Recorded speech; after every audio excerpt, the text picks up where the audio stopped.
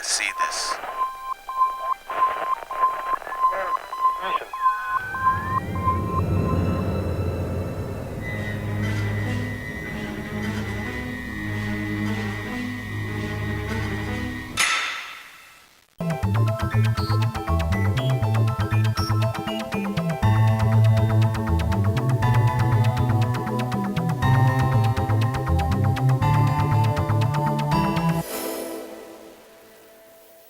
O programa Destaque de hoje é um destaque especial, vamos dizer assim, e eu pedi para o nosso convidado me mandar um pouquinho do seu currículo, que sempre eu abro este programa, né?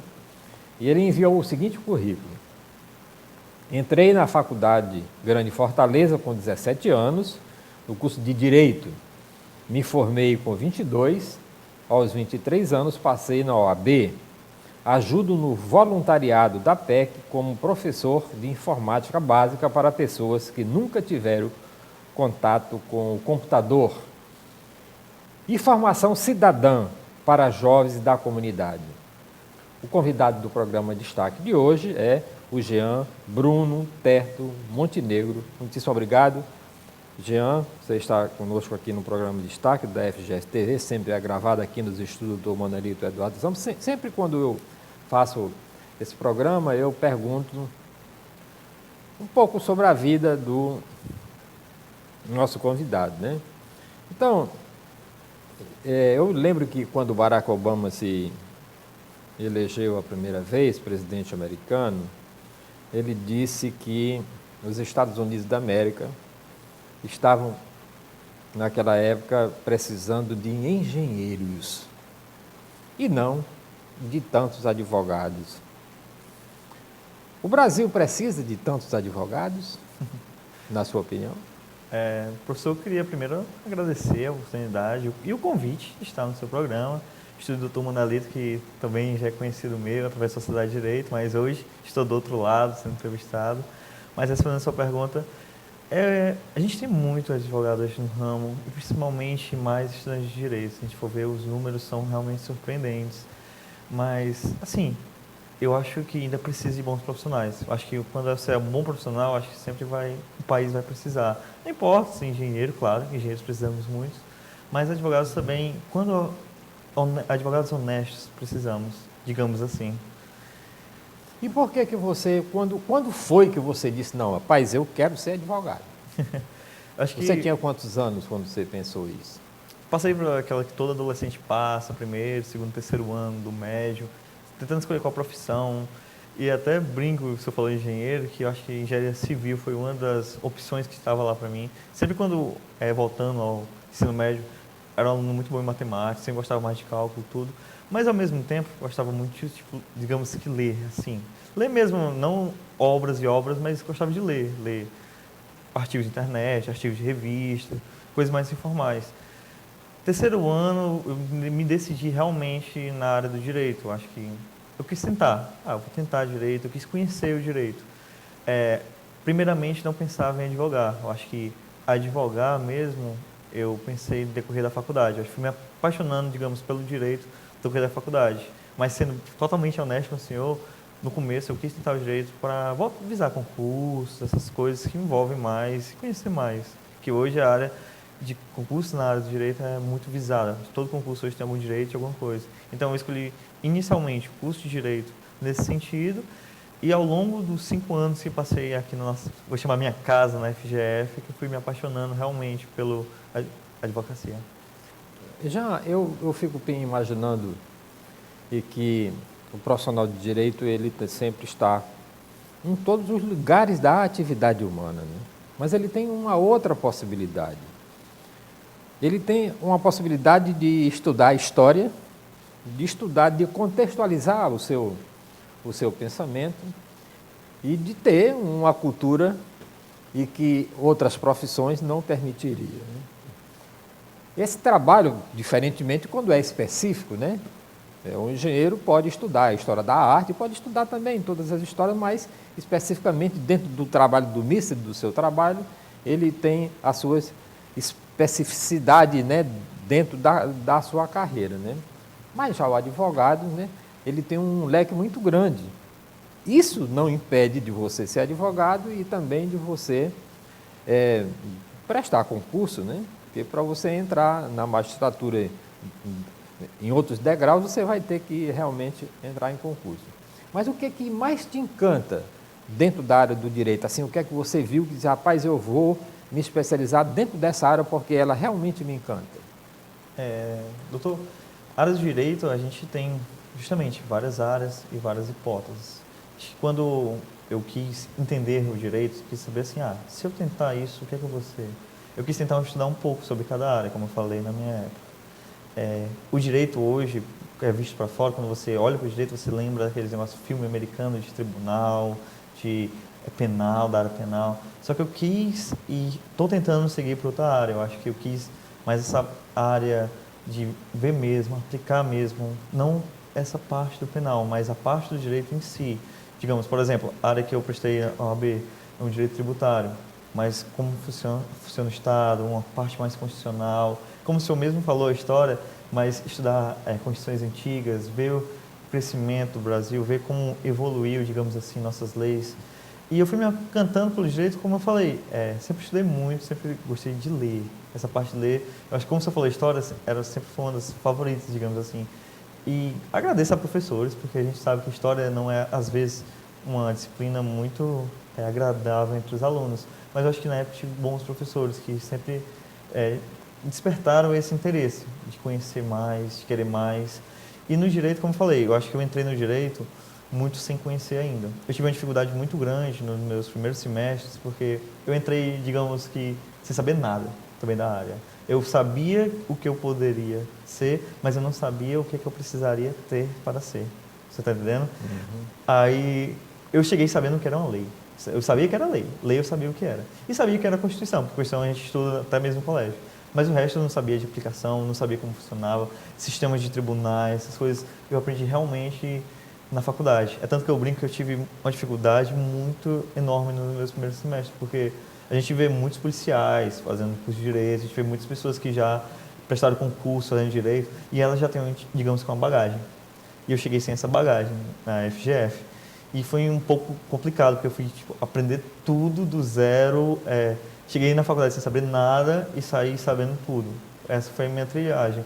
Então, vou fugir um pouco dessa resposta, dizendo assim que o momento mesmo que eu me encantei foi quando eu já estava estudando. Que antes eu sabia o que eu poderia saber. Realmente entrei sem, digamos que um compromisso. Eu entrei mais imaginando o futuro, como todo bom sonhador que está no terceiro ano, como todos os bons sonhadores que a gente tem hoje, prestando Enem, prestando vestibulares, por aí. Eu não sei se você ficou sabendo, porque eu também fiquei sabendo disso, né? Que eu também nunca estudei direito, né? Mas como eu sou um estudante universal, né?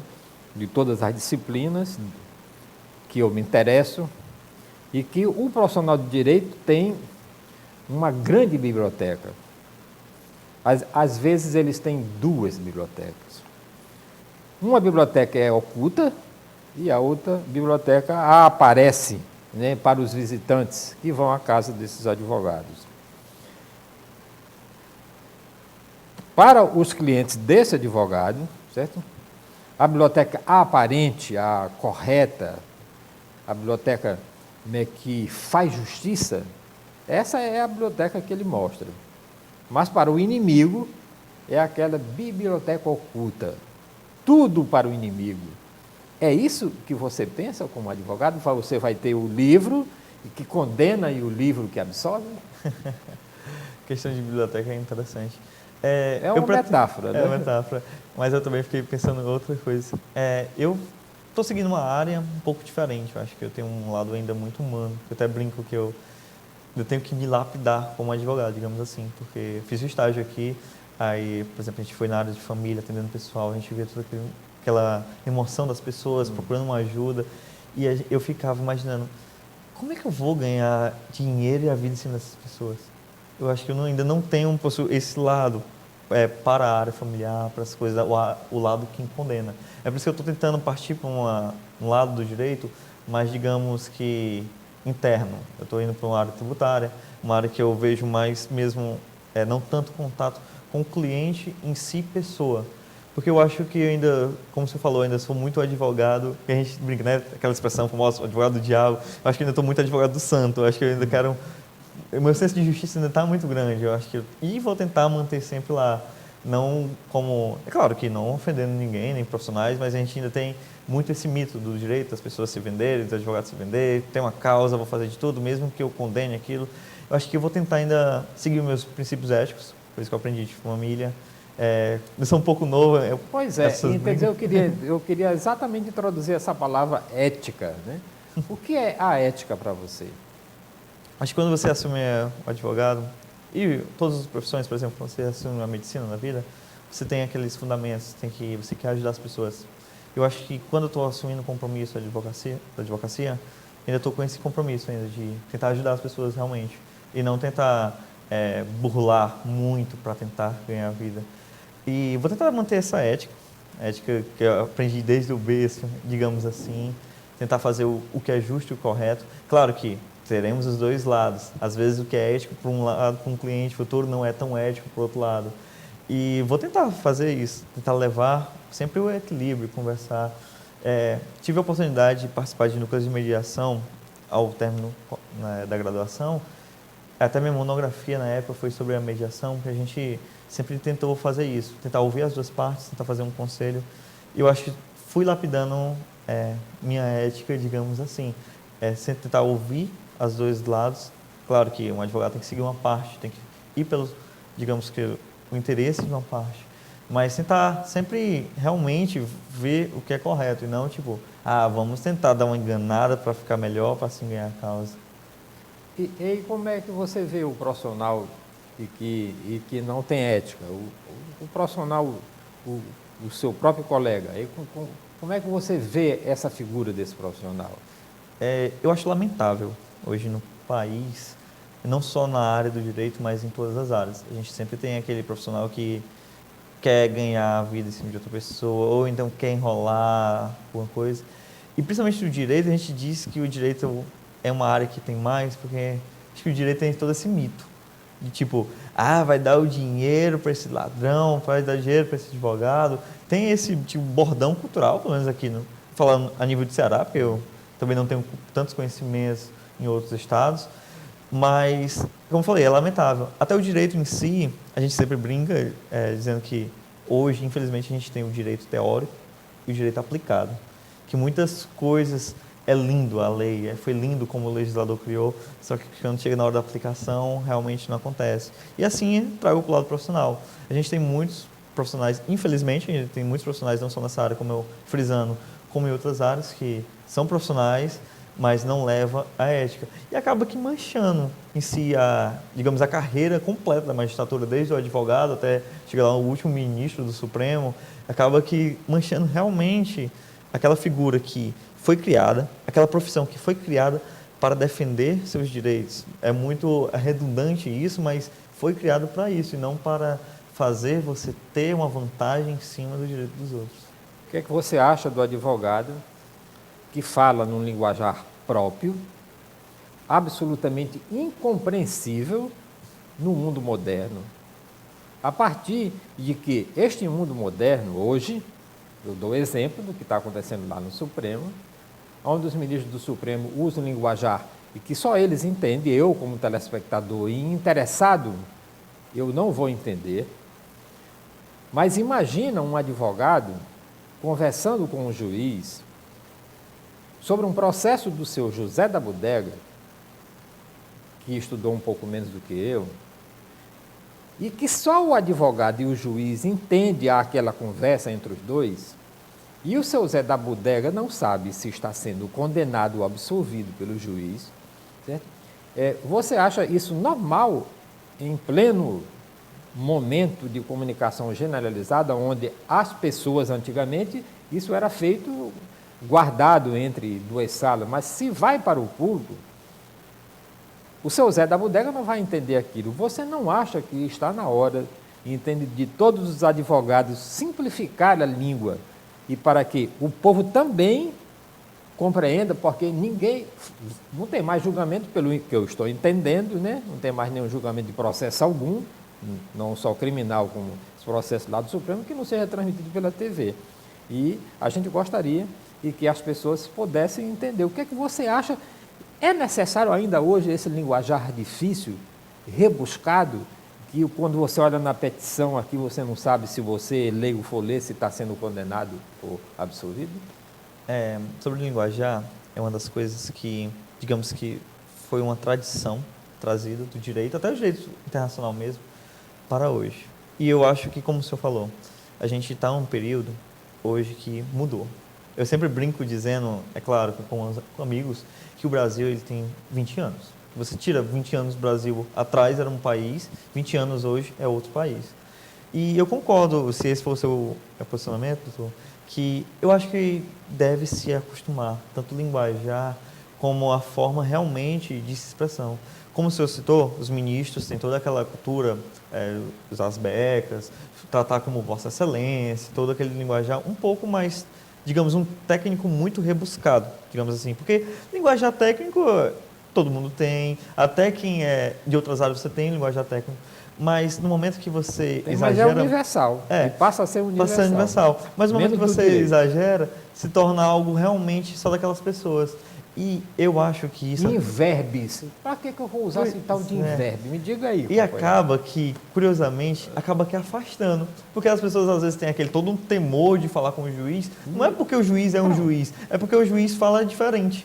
E eu já vi muitas pessoas realmente procurando a defensoria, quando eu estagiava na defensoria da faculdade, que eu vou lá e o juiz, como é que ele vai falar e vai brigar alguma coisa, porque a pessoa não entendia realmente nada em uma audiência. Eu acho que o país está num momento de transição. Você vê aí as redes sociais mudando, a forma de expressar já é outra. É tanto que trago um exemplo disso, mudando só um pouquinho o foco, estou à frente da Sociedade de Direito, também da FGF-TV, e no momento que aceitei o convite da Sociedade de Direito, acho que uma das propostas na redação do programa foi essa. Vamos tentar fazer um programa diferente? A gente, programa de direito, temos muitos. A gente tem programas em outros operadores que tem aquele debate todo, vamos lá, Vossa Excelência acha que na Constituição é não sei o que, não sei o quê. Vamos fazer um negócio mais para a sociedade? Vamos fazer algo que todo mundo entenda? Vamos fazer a linguagem técnica? Vamos. E quando falamos de linguagem técnica demais, eu sempre chego convidado e falo assim, o senhor pode só explicar para quem está nos assistindo o que significa isso? Eu acho que isso é o que ainda falta muito, principalmente que o senhor citou, em julgamentos abertos. Não digo só na TV que passa os julgamentos supremos, mas até para próprias audiências. A gente acaba muito a ver lá no fórum Cláudio Bevilacqua, que nas audiências, nos tribunais abertos, que muitas vezes as pessoas familiares estão assistindo aquele julgamento meio alvoroço, estão preocupadas, às vezes fica, o que ele está dizendo? Porque elas próprias não estão entendendo o que está ali. Ou seja, elas ficam, é como se você estivesse assistindo um filme totalmente legendado, totalmente, digamos, totalmente em outra língua, mas só para saber se no final o bandido ganha ou se o mocinho ganha. E tem que haver uma mudança. Eu acho que tem que manter a seriedade. Claro que, como toda profissão, você também não pode chegar brincando, vamos lá, juiz, é assim.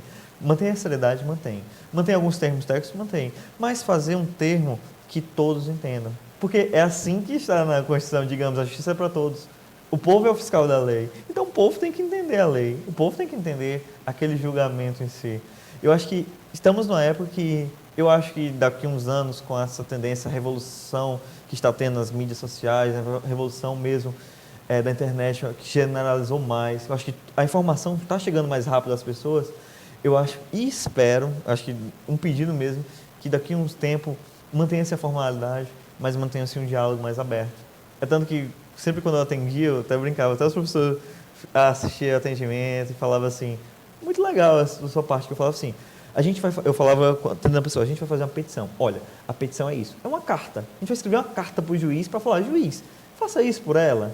Aí eu sempre tentava botar uma petição, sempre a pessoa ler uma linguagem técnica e ao mesmo tempo formal, que a própria dona do direito, digamos assim, que ela que é a dona do direito, não é o advogado que é dono do direito, que ela pudesse ler, porque é um direito dela poder ler e entender. Porque o que acontece hoje, às vezes, a própria pessoa olha a petição e, o senhor que sabe, acaba sendo isso. Me diga uma coisa, eu sou uma pessoa que eu trabalho com internet já há muito tempo, né? Internet comercial desde 1996.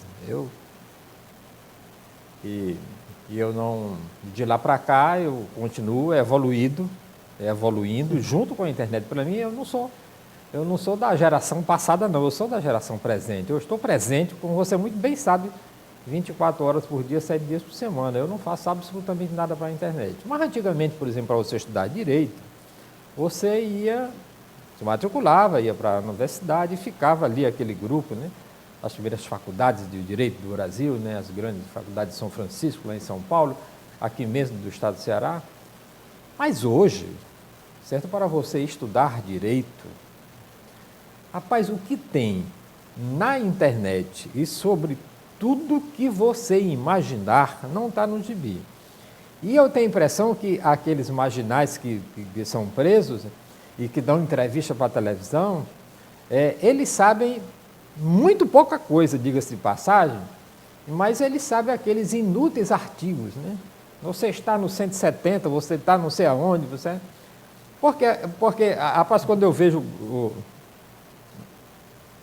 os livros de direito, né?